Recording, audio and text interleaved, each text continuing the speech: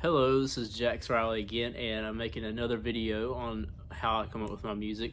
This video will be about how to come up with the chords in the songwriting process. How do you know what to play with the music and formulating the song structure? And I'll be using the song I just came up with called Ain't That Something as the example. In the first video, I explained how I came up with the lyrics to the song, and you can, of course, find that on this YouTube channel. So with this video, I want to make it more of an educational thing. So like if you want to know how to write a song, I kind of talked about a little bit how to come up with lyrics and things like that. But this song, I will of course talk about how I came up with the chords and notes of this song, but I'll kind of gear it towards more how it, like trying to teach somebody how to come up with the chords, because it ties into how I found out about it and the ways that I originally learned how to write music. So let's get into it. So for me, in the most basic way of how I came up with this song, I came up with the chorus first. It goes, "Ain't that something?" So knowing that, I originally, wrote the lyrics later, and I knew what that original chorus was. So I've been playing piano for a long time. I took many years of lessons, and piano is still my best instrument for being able to hear stuff in my head. And I pretty much if there's a little feel, a guitar feel, or steel guitar part, anything, any instrument pretty much, and I want to know how to play it on the instrument, what I do is I come over on the piano and play it on the piano, and I translate it to whatever. Just because I hear the piano better than any other instrument as far as individual notes. So with Ain't That Something, it sounds like ain't that something, kind of like that. So knowing that all four of those notes were had no sharps or flats in it, there are all these white keys down here, and it fits with this G chord, C or F chord in this, mostly C, because when I'm playing in the song it's ain't that something. Cats causing problems. Ain't that something? You know what I'm saying? So it fits in that, and from there I can tell how to make the Gussie, I'm making a video, girl. Anyways, I can make the rest of the song, sorry about that, and I shall teach you how to do that. So when it comes to music, and pretty much every song you can think of has some form of chord progression. Now, she agrees.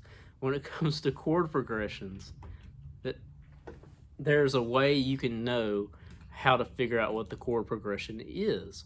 So for this song, I know that a C chord is the chorus, which goes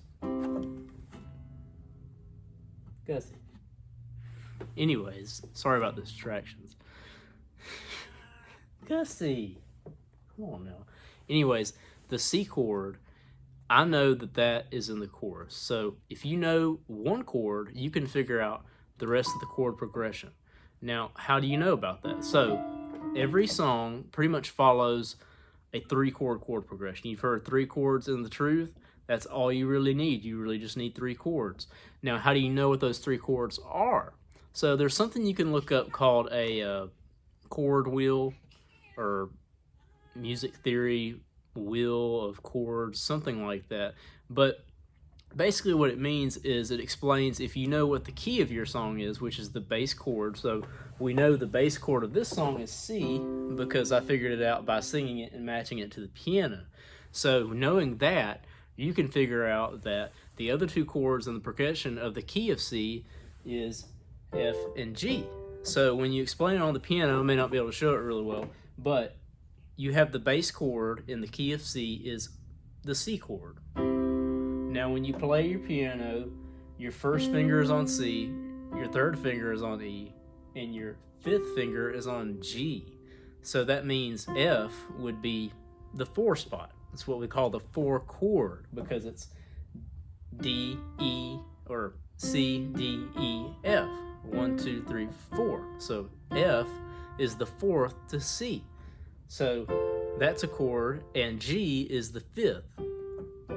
So in chord progressions, how do you know what chords to use? So in a chord progression, the bass chord will be your one of the chords in the progression, so C, and the 4 and 5th chords will be in the progression.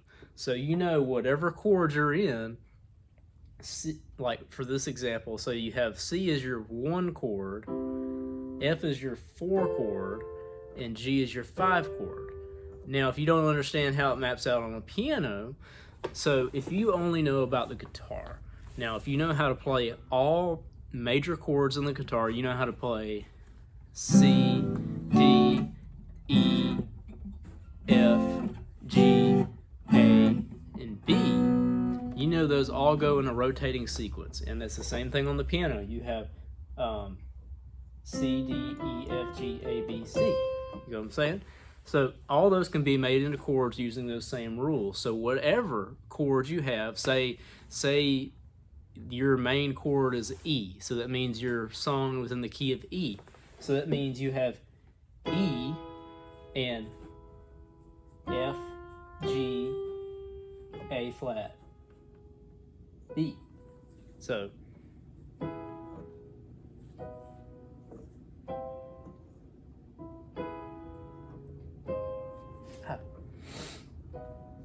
you know what I'm saying? So whatever it is, say if it's a G, G's a lot easier, not as many sharps and flats. I should use that as an example. So G is the 1, C is the 4, and D is the 5.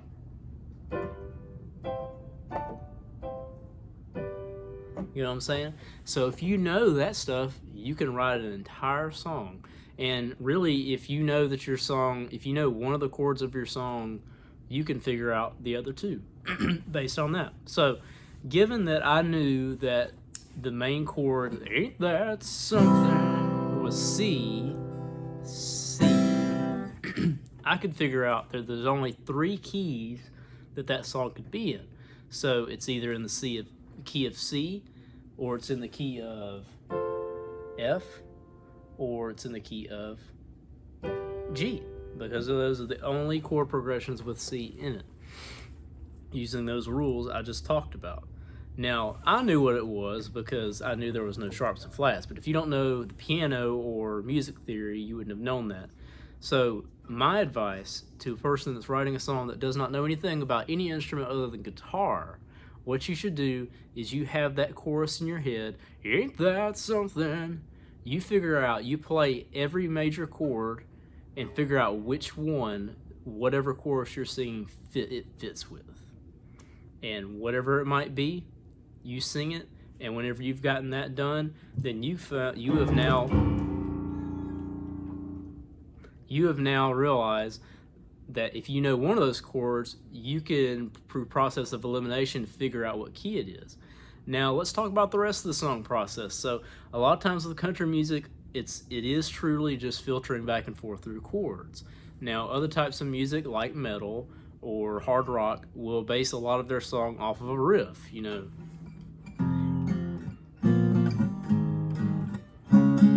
And like the whole song is based off of that, even the chorus is based off of that. But for the music I write, and most people are going to write, it's based off of chord structure, which is based off of the chorus. So knowing that I know what chord the chorus starts with, I wanted to just make a really simple little chord progression. So the beginning of the song kind of goes with that same C chord. It's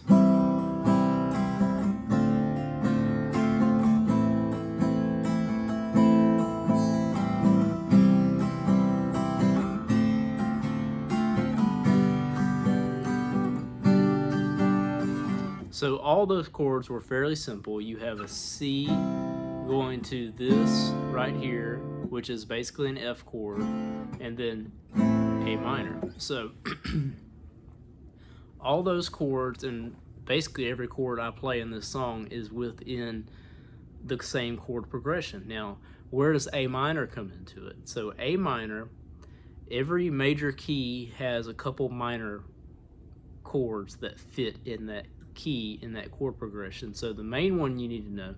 So if the key is in C, the rules for your main minor chord that fits in the key is it's 3 half steps down, which on a piano means that if you have C, you go B, B flat, A, 3 steps. So you know it's an A minor. because this is A major. So a minor chord is only a major chord with the middle finger, the third note, down a half step. So A major, A minor.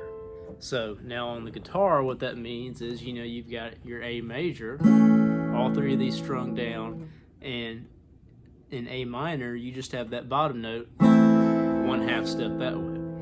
So, and in reality, a lot of times you can fit stuff, whatever you want that sounds good, into a song.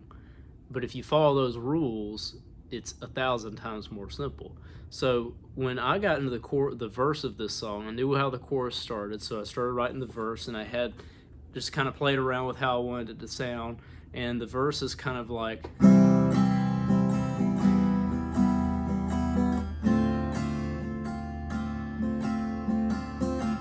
so let me explain that. So you start off with the bass C chord right here, just like the chorus does. And then I do something called turn into a C major seventh. And now what a C major seventh is on the piano, it's taking whatever the one note is, the bottom note right here, and moving it down one. So instead, see right here? It's actually a very simple concept. So here on the guitar, you have a C chord, and you just take that bottom note and make it go down one. So in that case, you would just make it open because it's already on the first fret. So you go. It's a really cool thing you can do with basically any chord. And here is, it's actually something that was used a lot in the 70s. You had a lot of chord, or like, here's a B flat chord, and here's a B flat major seventh chord.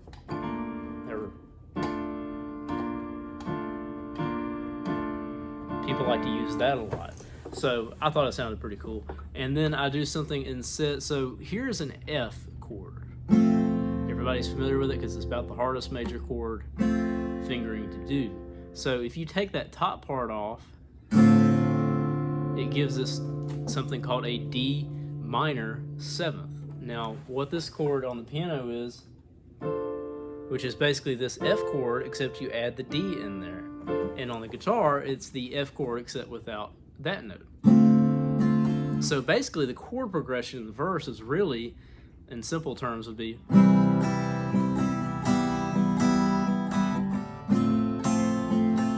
See, you could use an F right there if you wanted to. But when you're making certain songs, sometimes you want to do that where you're using all major chords, nothing is spicy about them. But for this song, I felt like it fit to make the chords a little bit different than just your typical major. Gussie, your typical major chords. Ricky. So that's what I did, and that's basically the verse. And pretty much all the verses in the whole song are like that. So now let's get into the chorus. So I told you that the C chord is what I figured out fits with what I'm singing in that part. So ain't that something? And what I did was this is a lot of songs you're going to come up with the lyrics at the same time as you come up with the chords. And sometimes you can do whatever you want. But with this song, it was, the chorus goes, ain't that something? You got 2 kids and a dog and a beautiful home. So sometimes you don't have to get that complicated, but you notice the way the melody goes. Now, sometimes you can just go ahead and write all the chords and all the music and just fit your voice to whatever you're playing, and it's no big deal. I've done it before. It's not that bad. But if you truly want to get the vision of what you're playing, you will pay really close attention to what you're singing. So here I go, ain't that something? You got 2 kids and a dog and a beautiful home. So notice how every time I am moving up or down, I'm changing the chord, because I'm changing the chord to fit with what in my head I was singing. You got 2 kids and a dog and a beautiful home. Because every chord you're playing, there is 3 or 4 notes that fit in that chord. So just like that, whenever, that's how I know when I'm time to change the chord. So when you're singing and you've changed a note to something else that does not fit in the chord you're currently playing, you have to change chords. You know what I'm saying? So you've got 2 kids and a dog and a beautiful home. See? So that's the method behind that. And that's pretty much the chorus too. So, and that's the whole song's chord structure, as far as, you know, what chords to play to match to the melody that I'm singing. And after that, I do the verse again and the chorus a second time. Then I do a piano solo, and the chord structure under the piano solo is just the same thing I play in the verses. And then it goes into a bridge. Now, the bridge, when it comes to writing songs, it depends on what your genre is. Some people do, in metal, it'd be like a breakdown, a really heavy breakdown where you either change the tempo or change the riff, do something different that sounds really heavy. In country music and pop music, you'd probably do something like what I'm about to do. So you change up the lyrics either tonally, emotionally, or something is different about the music that's being played. And in this case, there's really not too much different. The lyrics are different. It changes the story and the point of view. But when it comes to the chords, I do something a little different where I'm playing this chord that I talked about before. It's basically an F chord with a little bit of difference. It's a D minor 7th chord. And she smiles and says, "What about you?" And I do that 3 times, and of course you can find the lyrics that go with them. But it's the change in the song. It's the bridge. It's bridging the gap between the solo or the second chorus to the end of the song, narrative-wise and music-wise. So it's a little bit of a different chord shakeup. You know, instead of starting with the C, we're starting with the D minor 7th or F. So there's not a whole lot of rules to this stuff. Really, in fact, the first thing I told you is by far the most important thing, and that is how to come up with the chord progression of the song. Once you know what the key is and the chord progression, you can do basically anything with the song you want. Heck, you could even throw in other chords that don't even belong in that key sometimes, if it just depends on what is coming to your head singing-wise. But generally, if you just have this real great song and you just want to figure out some basic chords to put under it, all you have to do is just know what the progression is and play through your verses. If you know that the song is gonna, if you even want the song to be in a certain key, you just go,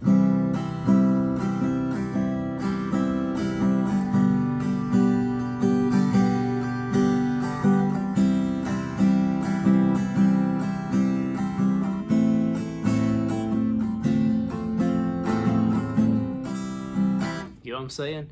You're just going back and forth between chords, and you do have to have some form of method to what's going on. But you can make it as simple or as difficult as you possibly want it. And that's how I came up with the chords of this song. It's not the most complicated song, but I did throw a little special things in there. I hope you understood all the crazy things that I was talking about in this video, and hope you learned something. Thank you.